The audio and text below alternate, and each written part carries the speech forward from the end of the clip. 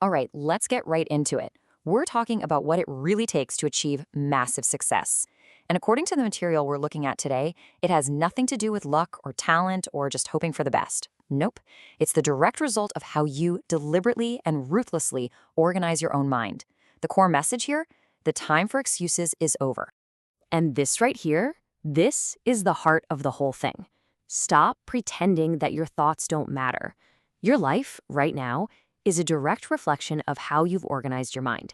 Every result, every win, every failure, it's all just a mirror showing you the standards you've set inside your own head. So what's the big problem holding most people back? It's what this material calls the drifting mind. You know the feeling. It's like being a ship without a rudder, just getting tossed around by the waves of circumstance, never really grabbing the wheel and deciding where to go. And this really lays out the two paths, doesn't it? It's a choice. Are you the drifter? The one who waits for someone else to say it's okay? Who gets tossed around, makes excuses, and just feels like they're drowning in noise? Or are you the architect? The one who gives their own permission, who commands their own ship, who takes full responsibility and builds a command center in their mind. One reacts to life, the other one creates it. So how do you know if you're stuck in this drifting state? Well, here are some of the warning signs.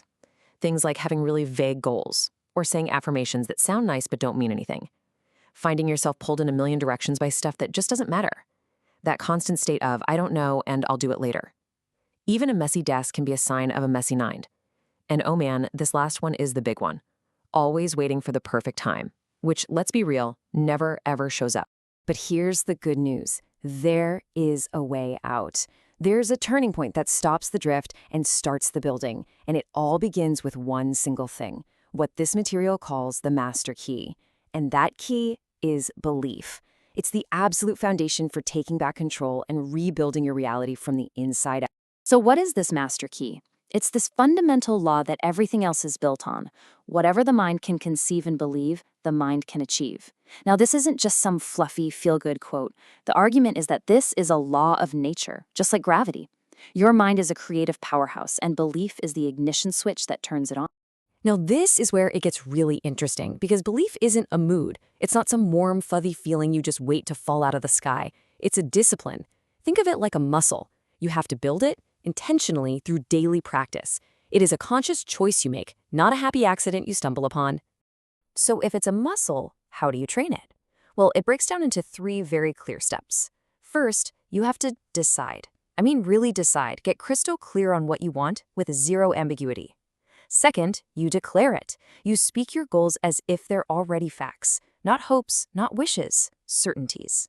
And third, you act as if. You start behaving like the person who's already achieved that goal. Your actions have to reinforce what you've declared. Okay, so you're building that belief muscle. Fantastic. But a powerful engine with no destination just spins its wheels. You need a plan. And that brings us to the blueprint. This is all about having one definite purpose and the ruthless focus you need to make it happen. And this quote just nails it. You cannot organize chaos. You have to give your mind a single, precise target. Only then can it gather up all its power and aim it in one direction. You know, a scattered mind is like a weak light bulb, but a focused mind, that's a laser beam that can cut through steel. This means you have to become an absolute guardian of your attention.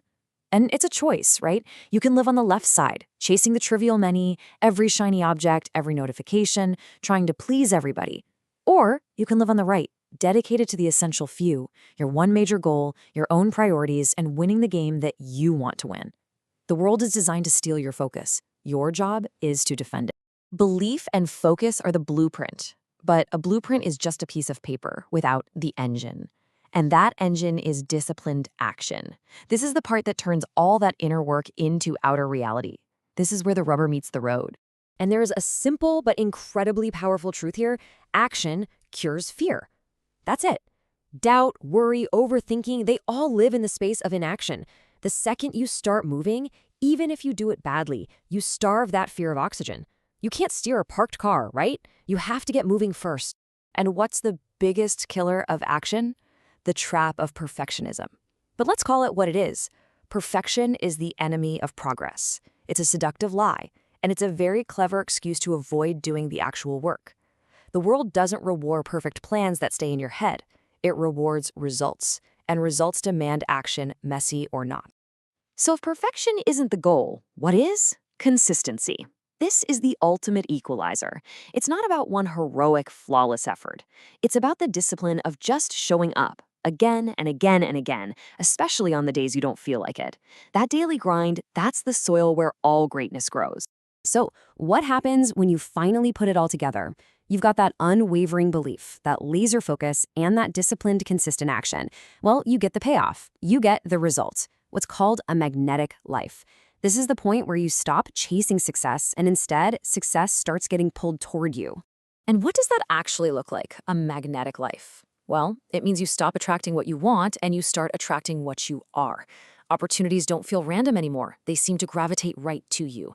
Your inner conviction speaks so loudly you don't have to say a word. You start operating from a place of abundance, not scarcity. And maybe the best part? The world just tends to get out of the way for someone who knows exactly where they're going. So when you boil it all down, it comes to this. Your life, right now, in this very moment, is the sum total of the standards you have set and enforced for yourself. So the only question that really matters is the one staring you in the face. What standard will you set today?